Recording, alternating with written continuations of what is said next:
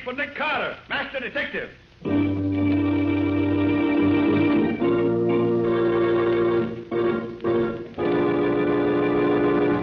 Yes, it's another case for that most famous of all manhunters, the detective whose ability at solving crime is unequaled in the history of detective fiction. Nick Carter, Master Detective. Tonight's curious adventure... The Drums of Death. Or Nick Carter and the Mystery of the White Witch Doctor.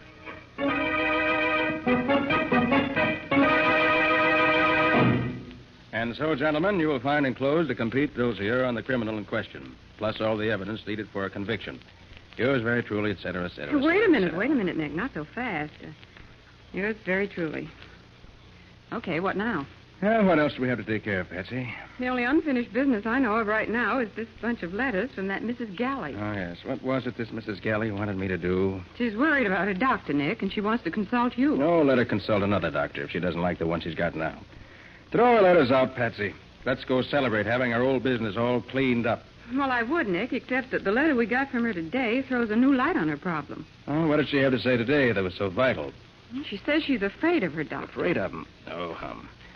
Well, Mrs. Galley's that old, wealthy dowager I met at somebody's tea a few weeks ago, isn't she? That's who she is, and she... She's probably a crotchety old hypochondriac whose hobby is doctors. That isn't it. And now that she's seen every physician in town, she wants to start in collecting detectives.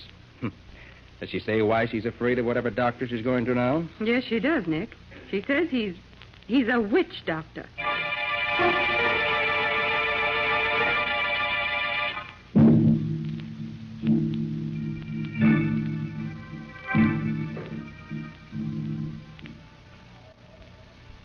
It was very kind of you to come, Mr. Carter.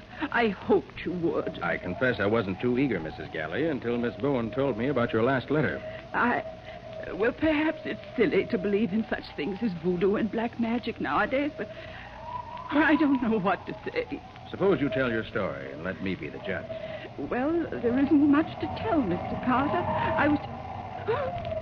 What's that? Only the wind, Mrs. Galley. It's nothing. Oh, I'm so unnerved.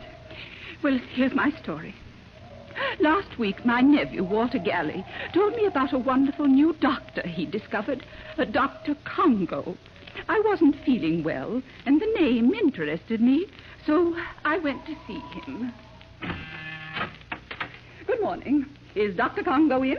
Good morning, madam. Yes, the doctor is in. Can't say I remember a doctor's office in Vanderbilt Square before.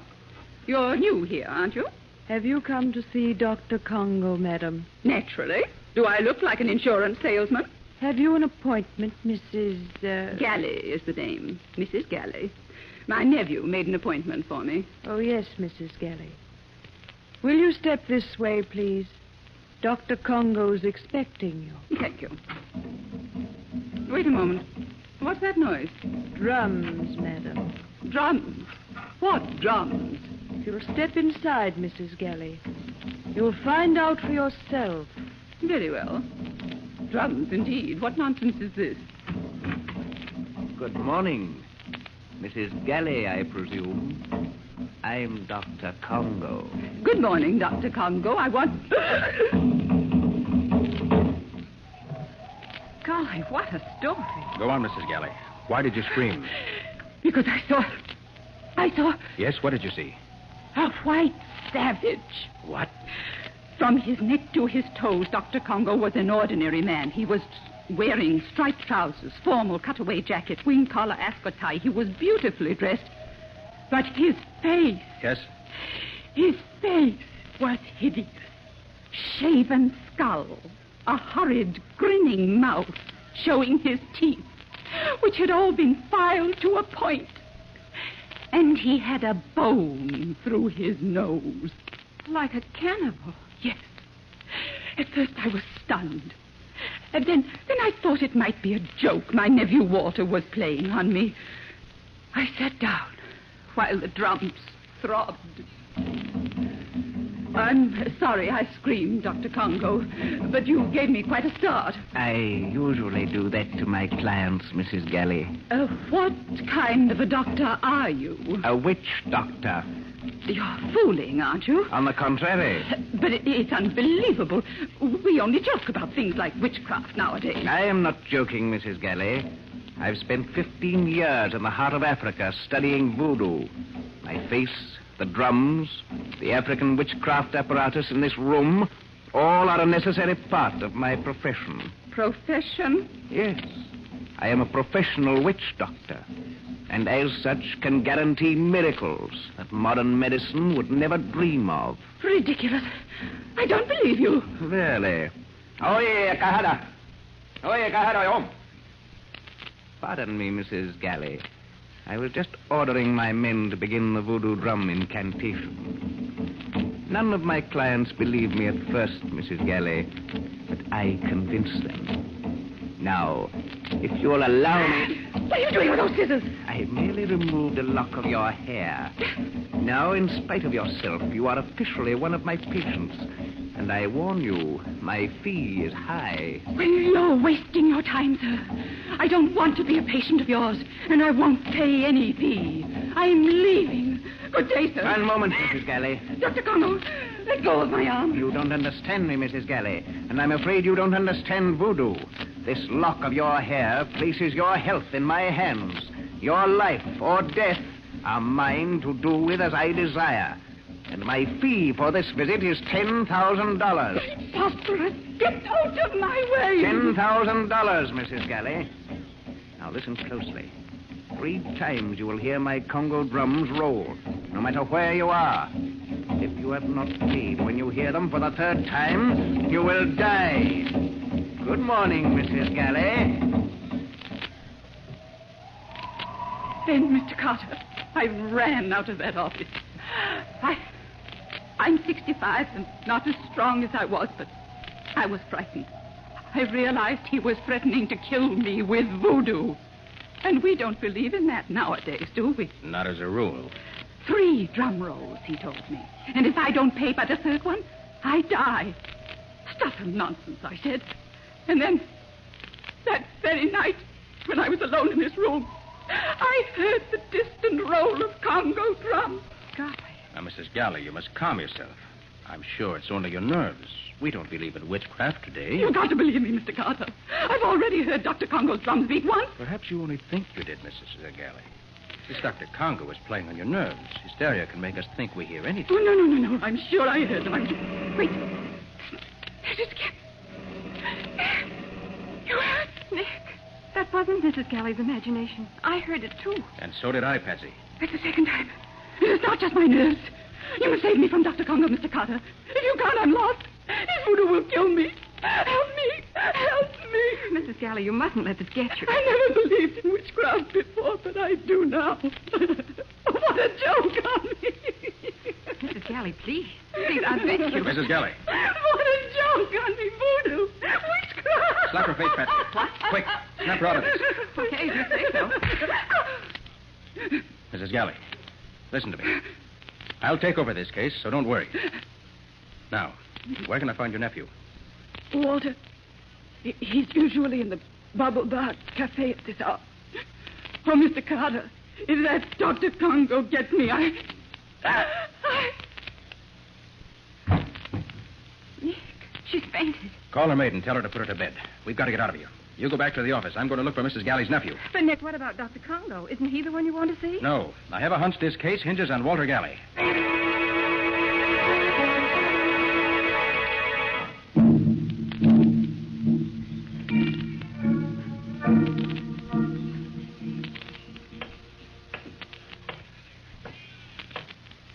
This Babble Bar Cafe is a pretty tough-looking dive for a place with such a fancy name.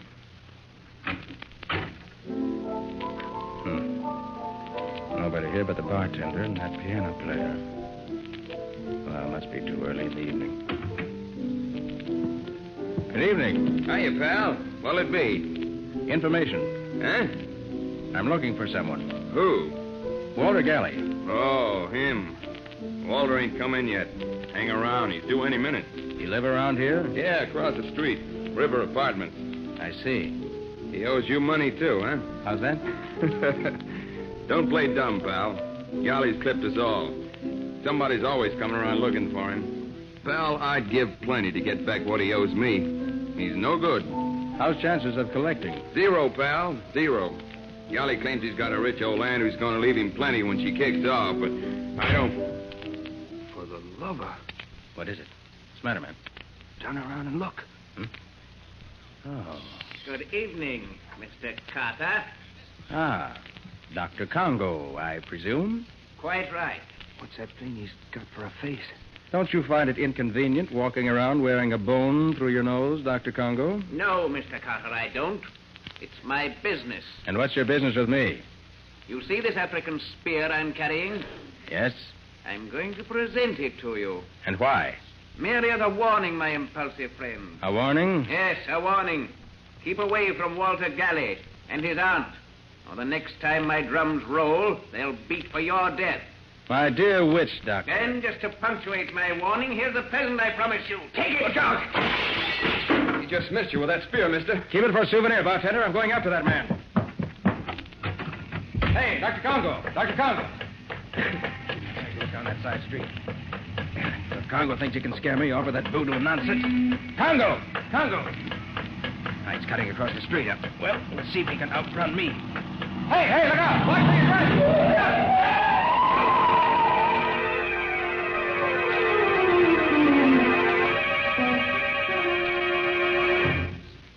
me, Nick, are you all right? Oh. Nick. Oh, what happened, huh? Oh, yes, I remember it now. Oh, is that you, Patsy? It's me, all right. Oh, that was close. What happened? I got here just as that car almost ran you down. Well, whoever it was, he tried his best to get rid of me. But why? Probably because I was chasing Dr. Congo. Dr. Congo? Yes. He paid me a visit when I was looking for Walter Galley. At the Bubble Bar Cafe? Yes.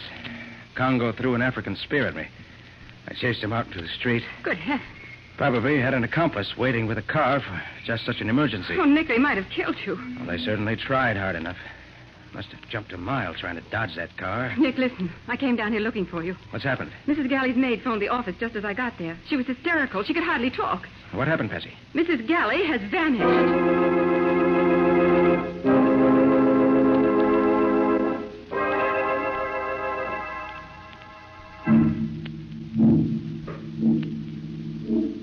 Monsieur Carter, I'm so glad you came.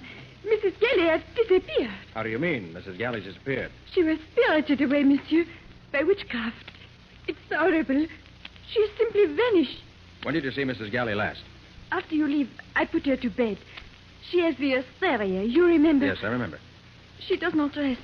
She cannot sleep. She screams and laughs, so I tell her I will get her the hot meal. And? I'm in the kitchen. When I hear her scream upstairs, and then of a sudden, she does not scream. She is, how you say, cut off. I enter the bedroom and... And what? You must look for yourself, monsieur. I do not go into this room again. All right. Where is it? I know. Come on. Okay. Oh, Nick, do you really think Dr. Congo made Mrs. Galley vanish? I don't know what to think yet. But those voodoo drums. We heard them when we were here before. Yes, we heard them. Is this the bedroom? Yes. Mm-hmm. The room looks all right. Nothing upset. No sign of a struggle. Nick. What? Look, on the bed. The bed? Oh. What is it, Nick? Looks like dust.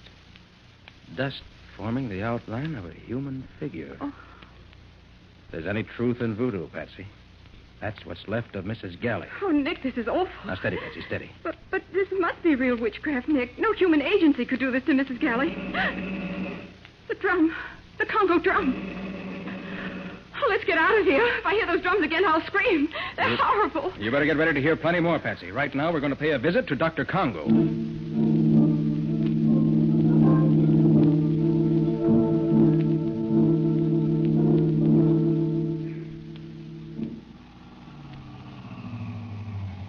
This is Vanderbilt Square, Patsy. Look for Dr. Congo's sign. Do we have to come here, Nick? We do, Patsy. I want to have a look at Dr. Congo's office. Nice old residential section. It's awfully dark. Yeah. No lights in the houses anywhere. Nick, there it is. The doctor sign? Mm-hmm. Oh, yes. Congo, W.D. Probably stands for witch doctor. All right, Patsy, come on. Oh, Nick, I'm scared. Oh, certainly you don't believe in voodoo, Patsy. Oh, I never did before, but Dr. Congo seems to have changed my mind. Maybe. Would you rather wait in the car? What? Desert you? I may be scared, but I'm no coward. Ah, that's the girl, Patsy. Chin up. Oh, I'm trying, but it makes my teeth chatter too loud. Well, here we are. A nice side window. Going to have a peek inside? No, going to break in. What's that? Just a gadget, Patsy, for unlocking locked windows. Oh. Now we turn the catch, and there we are. I'll go first, Patsy. Okay. All right. Let me give you a hand, Patsy. All right. Up, easy. There. And here we are, in the den of the witch doctor. What are you looking for? Any clues that'll help us. Rather do it by daylight, but this flashlight will have to serve. Hurry up, Nick. I want to get out of here. Sorry to interrupt. Mr. Carter again, I believe. Just paying a friendly call, Dr. Congo. Interested in Mrs. Galley's unfortunate disappearance, eh? You know about that, huh? Naturally. My voodoo did it.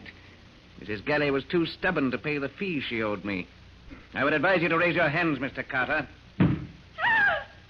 You see, the young lady understands. The native archer is eager to shoot. He'll not miss next time. What do you want, Congo? I thought it was obvious. Money. And I'm going to get it in spite of you. Because unfortunately, you're helpless, Carter. You cannot fight my voodoo, and no law court will convict me of murder by witchcraft. The police will laugh at your evidence. At my evidence? I wonder. You can wander on your way home, Mr. Carter. This way out. And let me warn you never to return, or you'll not go out alive. Come on, Nick. One last word. I've already spoken to Walter Galley on the phone. He refuses to pay the money his aunt owed me. Walter has no money. Ah, but he can raise plenty at a moment's notice on the inheritance he'll receive, now that his aunt is dead. That's true, if his aunt is dead. You had better use your influence on him, if you have any, and persuade him to pay before it's too late. Another threat, Dr. Congo? Listen, Mr. Carter. I do not make empty threats. You've already seen the power of my voodoo in the case of Mrs. Galley. And I'm not joking now. My black magic is already cutting away Walter Galley's life. Unless he agrees to pay what I ask, in a very short time, he too will rot to dust. Good night, Mr. Carter. Nick, I can't believe it. He let us go alive. Yes, Patsy. This time, Congo overplayed his hand, and I believe a visit to Walter Galley's apartment will prove it.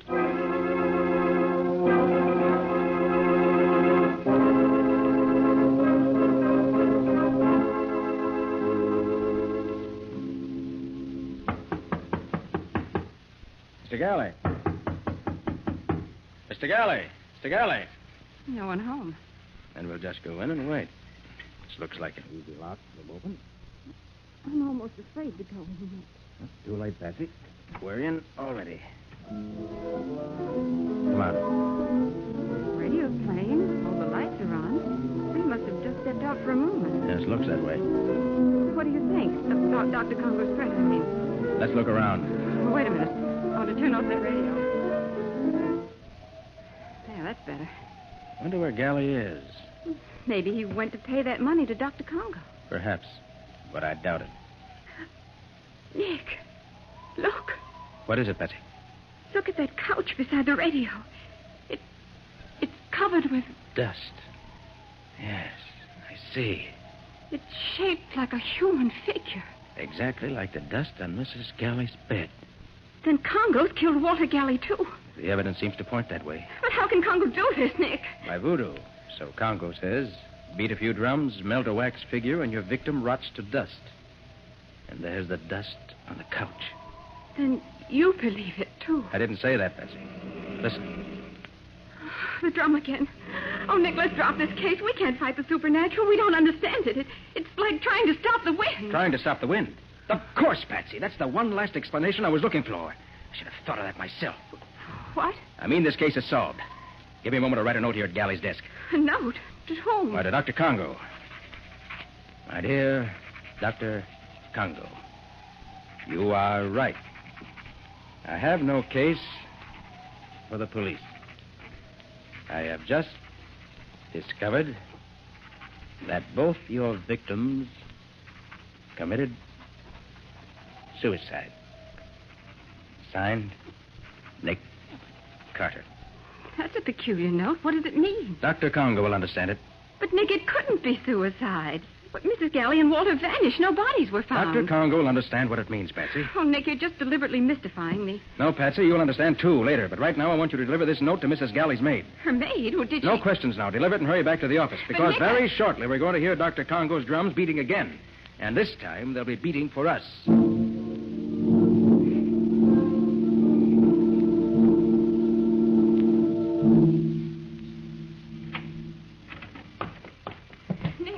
Nick. Over here, Patsy. You deliver the note? Yes. What in the world are you doing? Just setting up my motion picture projector. Oh, Nick, this is no time for movies. The police were at Mrs. Galley's.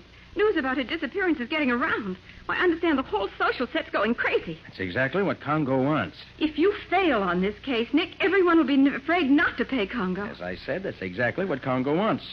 Said he was after money, didn't he? Who do you think Congo will attack next? The drums. Congo's drums. There's your answer, Patsy. You mean he's after us? Exactly. My note got a quicker response than I thought it would. Patsy, put out the lights quick.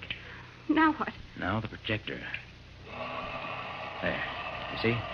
I've got it set in the shade. Why, that's wonderful. It makes it look as if we were standing in front of the window talking. Those shadows on the curtain look as natural as light. Right. Now, get over to the side of the room, away from in front of the window. But... No buts. Follow instructions. We're playing against a killer, Patsy. You mean Congo? Get down on the floor. Lay flat. Oh, I wish you... Quiet. What am I supposed to do here? Wait. And when you hear shots, scream. Scream? You heard me. But who's going to do the shooting? Our old friend. Nick, are you all right? Quiet. Everything's all right. All they shot was the movie projector. In about 10 seconds now, they'll be coming in here to check up on the results. Nick, did you say they? Now listen. Just as soon as you hear the door slam, turn on the lights. But Nick... Don't argue, Patsy. Okay. Now, quiet. Yeah, that apparently took care of them. Yes, I think that we've accomplished... Don't go, neither of you. Light, Patsy. Okay. Now, as you see, you're covered with this gun I hold in my hand. Nick Carter, I told you, Walter, he was... Shut up. Put up that Tommy gun you have there laid on the table, Dr. Congo. But, Nick, that's Mrs. Galley. I thought she was dead. That's what you were supposed to think, Patsy. And the chap with her is her nephew, Walter. But I don't understand, Nick. Very simple, Patsy. This clever pair created Dr. Congo, a phony witch doctor played by Walter Galley. Their motive? Blackmail. And they pretended to be their own first two victims. I see. So they could disappear and then spend their entire time playing Dr. Congo. And also so that their fates would terrify future victims into paying Dr. Congo's exorbitant fees without any protest. You are indeed clever, Mr. Carter. Very clever. Then all that voodoo was make-believe. Phony. Yes, Patsy. As phony as the shadows on our window shade, which this precious pair attacked. And as phony as the makeup that turned Walter into a witch doctor. That's why I wrote that note, Patsy, about having learned that both disappearances were really suicides. They knew then that I'd seen through their whole scheme. But those mysterious drum beats we heard, even outside our own window. Let me show you how that was done. Let's see. Oh, yes, here it is. You see, Patsy? A simple gadget attached to the outer frame. A windmill connected to a small drum. Mm-hmm. When the wind blows hard enough, the drum beats. Watch, I'll spin it.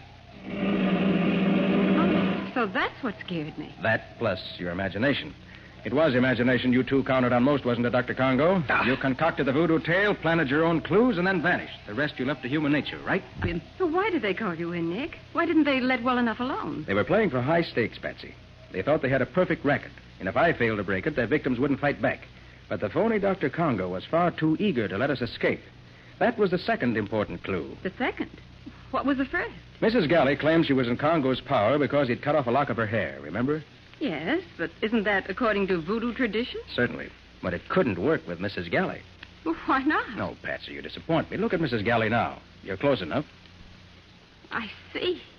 Mrs. Galley wears a wig. Of course, Patsy. And a lock of hair cut from a wig would hardly put the wearer of the wig under the spell of even the best witch doctor in the world. Well, for the love of... Look here, Carter. We can't stand here all night with our hands in the air like this. No. What are you going to do with us? Oh, sorry to treat you two this way, but I don't like visitors who bring Tommy guns to my office. I was a fool to let you go when I had you in my office, Carter. You were all kinds of a fool, Galley. Or do you prefer to be called Dr. Congo? Ah. If you hadn't been in such a hurry, your plans might not have been quite so apparent. And if you hadn't been so obvious in sending me to see Walter Galley in the middle of the night when he hadn't had time to raise the money to pay you, even if he wanted to, I shouldn't have been quite so sure what your schemes were. Your eagerness to begin collecting from your victims was your downfall, my friend. All right. But the next time... That's what they all say, my friend. But there won't be any next time. Nick Carter plays for keeps.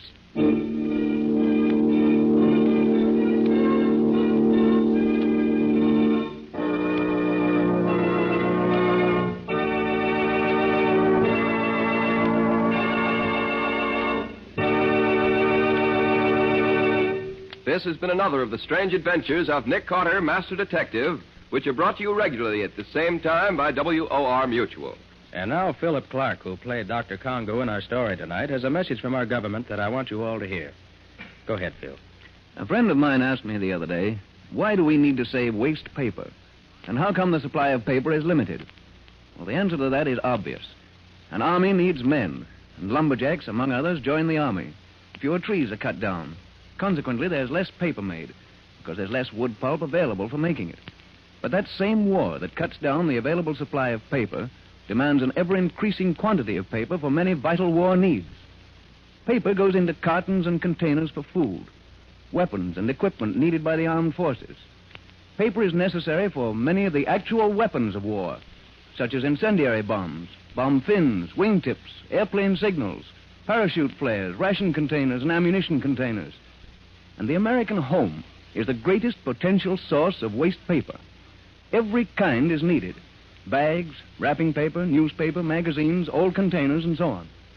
So if you're not already doing so, start today salvaging all the waste paper you possibly can.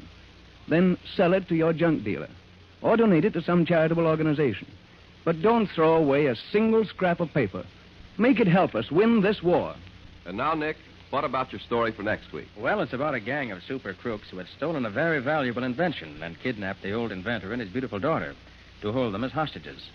And even though I accidentally knew in advance what was going to happen, I was too late to stop them due to an unfortunate accident. But Nick more than made up for it the way he went after those crooks.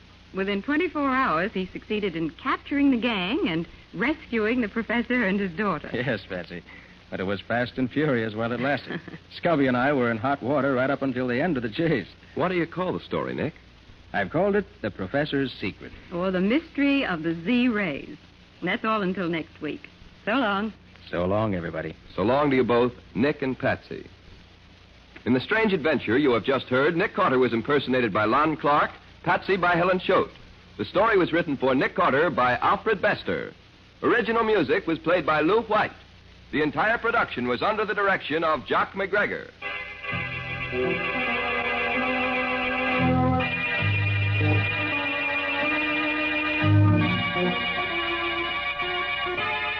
Next week at the same time, listen to another curious experience of Nick Carter entitled The Professor's Secret, or Nick Carter and the Mystery of the Z-Rays.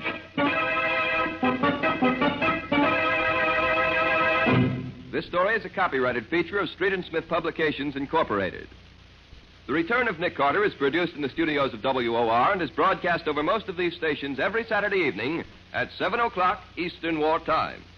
And don't forget that the adventures of Nick's adopted son, Chick Carter, are broadcast over most of these stations Mondays through Fridays at 5:30 p.m. Eastern War Time. This is Mutual.